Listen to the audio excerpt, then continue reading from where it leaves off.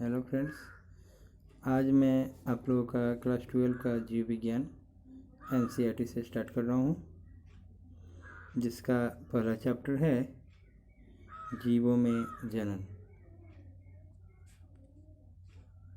जीवों में जनन,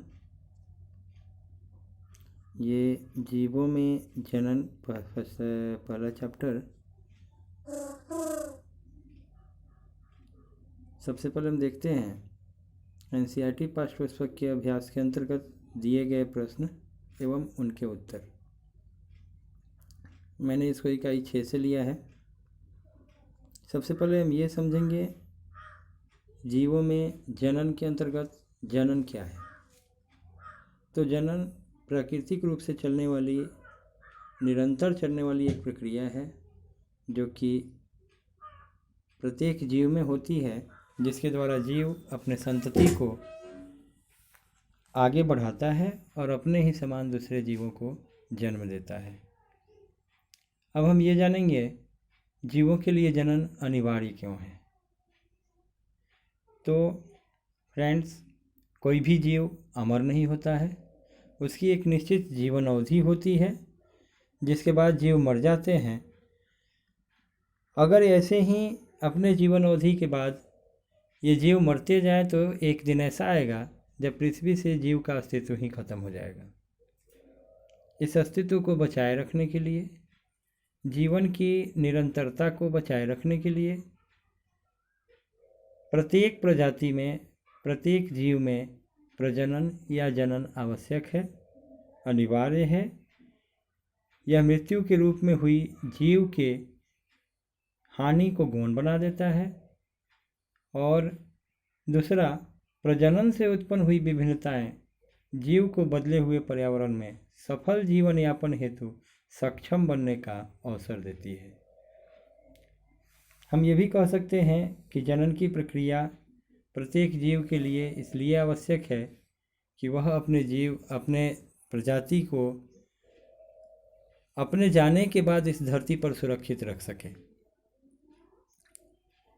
फ्रेंड्स, इस चैप्टर का दूसरा क्वेश्चन है जनन की अच्छी विधि कौन सी है और क्यों है। तो सामान्यतः हमको पता है कि जनन की मुख्यतः 2 विधियां होती हैं। एक को अलैंगिक जनन या असेक्सुअल रिप्रोडक्शन कहते हैं, दूसरे को लैंगिक जनन या सेक्सुअल रिप्रोडक्शन कहते हैं। इन दोनों विधियों में लैंगिक जनन को सर्वोत्तम विधि माना जाता है। इसलिए माना जाता है क्योंकि इस विधि में विपरीत लिंग वाले 2 जनक या समष्टियां भाग लेती हैं। इसमें नर और मादा दोनों युग्मक एक दूसरे से संयुग्मिक हो जाते हैं और एक जाइगोट या युग्मनज का निर्माण करते हैं। यही जाइगोट या युग्मनज धीरे धीरे विकसित होकर पूर्णतः अपने जनकों के समान ही एक व्यवस्थित या परिपक्व जीव में बदल जाता है या परिवर्तित हो जाता है। अब सबसे बड़ी बात यह है कि लैंगिक जनन से शुक्राणु के नष्ट होने की जो संभावना होती है वो कम होती है। लैंगिक जनन से संतान हिष्ट पुष्ट जन्म लेता है, स्वस्थ होता है। और लैंगिक जनन से जो संतान जन्म लेते हैं वो पूर्णतः लक्षण और गुण में अपने जनक के समान नहीं होते हैं। लक्षण और गुण दोनों ही अलग हो सकते हैं। जैसे माता पिता गोरे हैं तो संतान काली भी हो सकती है, माता पिता काले हैं तो संतान गोरी भी हो सकती है, या माता पिता लंबे हैं तो संतान बौनी भी हो सकती है।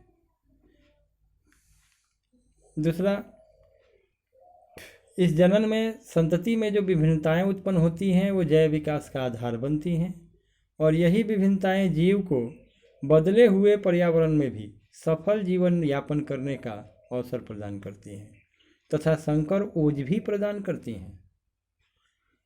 लैंगिक जनन से उत्पन्न संतानें अच्छी होती हैं, काबिल होती हैं और सफल होती हैं। इसलिए हम लैंगिक जनन को जनन की सबसे उत्तम विधि कहते हैं।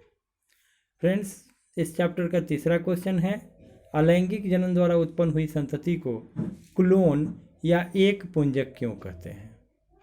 अब ये देखिए, समझने वाली बात है। ये अलैंगिक जनन की एक ऐसी विधि है जिसमें समसूत्री विभाजन शामिल होता है और इसमें केवल जीव की एक ही समष्टि भाग लेती है। अतः इसके द्वारा उत्पन्न संतति एक दूसरे के समरूप या ये कहें कि पूर्ण रूप से अपने जनक के समान होती है। आकारीय तथा अनुवांशिक रूप से भी ये दोनों जीव समान होते हैं, इसलिए इन्हें क्लोन या एक पुंजक कहते हैं। ठीक है, अब आपको बता दें, जैसे गेहूं का अलैंगिक जनन होने के बाद गेहूं ही उत्पन्न होता है, धान नहीं।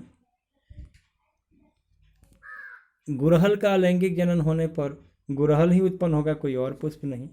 उसी तरह से अलैंगिक जनन से जो भी संतति उत्पन्न होती है वो अपने जनकों के समान होती है और इसीलिए इन्हें हम क्लोन कहते हैं।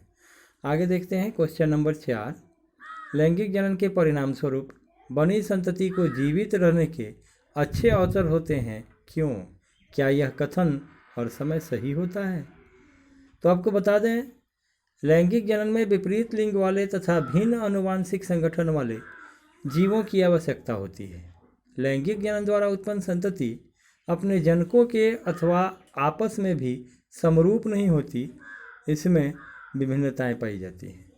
यह विभिन्नता युग्मक निर्माण के समय होने वाले अर्धसूत्री विभाजन में जीन विनिमय, गुणसूत्रों का पृथक्करण तथा युग्मकों के यादृक् संलयन के कारण उत्पन्न होती है। ये विभिन्नताएं जीव को बदले हुए पर्यावरण में सफल उत्तरजीविता की संभावना प्रदान करती हैं। लैंगिक जनन प्रायः अच्छे अवसर ही प्रदान करता है। हानिकारक लक्षण धीरे धीरे समष्टि से विलुप्त हो जाते हैं या खत्म हो जाते हैं, लेकिन पर्यावरण की भी इसमें महत्वपूर्ण भूमिका होती है। लक्षणों का चुना जाना या तो अच्छे लक्षण हो या बुरे लक्षण हो, पर्यावरण पर भी निर्भर करता है। कुल मिलाकर लैंगिक जनन के परिणाम स्वरूप जो संतति उत्पन्न होती है उसे जीवित रहने के अच्छे अवसर प्राप्त होते हैं।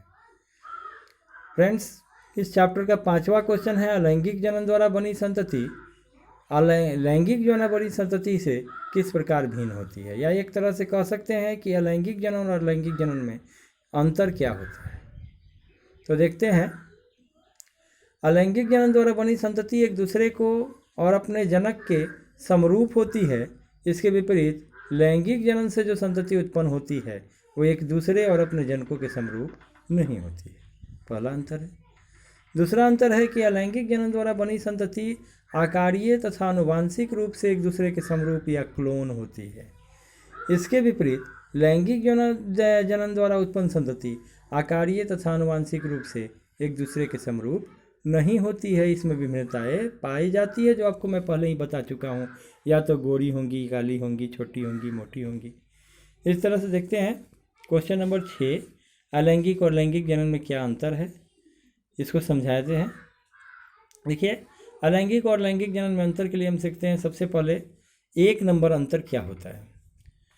तो अलैंगिक जनन में एकल जीव संतति उत्पन्न करने की क्षमता रखता है, यानी एक ही जीव भाग लेता है, लेकिन लैंगिक जनन में 2 जीव भाग लेते हैं, एक नर और एक मादा।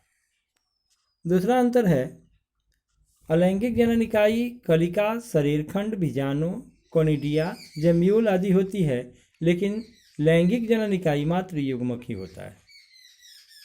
तीसरा अंतर है, अलैंगिक जनन में युग्मक जनन की प्रक्रिया नहीं होती है, लेकिन लैंगिक जनन युग्मक जनन द्वारा ही संभव होता है। 4 नंबर हम देखते हैं अंतर, अलैंगिक जनन इकाइयों का संयुग्मन या संलयन नहीं होता है, लेकिन लैंगिक जनन में जनन इकाइयों का संलयन होता है, जैसे कि मादा अंडाणु और नर का शुक्राणु मिलते हैं और युग्मक का निर्माण होता है। आगे देखते हैं 5 नंबर अंतर, जनन अलैंगिक जनन में जनन असूत्री या समसूत्री विभाजन द्वारा होता है, जबकि लैंगिक जनन में जनन अर्धसूत्री या समसूत्री विभाजन द्वारा होता है।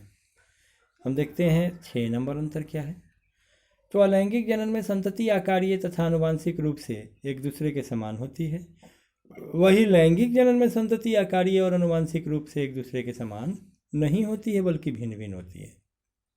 7 नंबर अंतर देखते हैं, आनुवांशिक विभिन्नताओं के अभाव में अलैंगिक जनन जैव विकास में सहायक नहीं होता है, जबकि आनुवांशिक विभिन्नताओं के मौजूद होने के कारण लैंगिक जनन जैव विकास में सहायक होता है।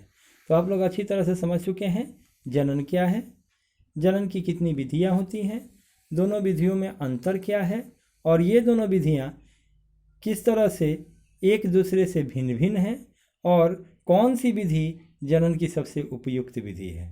तो हम इसके बाद आगे की पढ़ाई अपने अगले वीडियो में देंगे। अगर वीडियो अच्छा लगे तो इसको सब्सक्राइब कीजिए, लाइक कीजिए और शेयर कीजिए। धन्यवाद।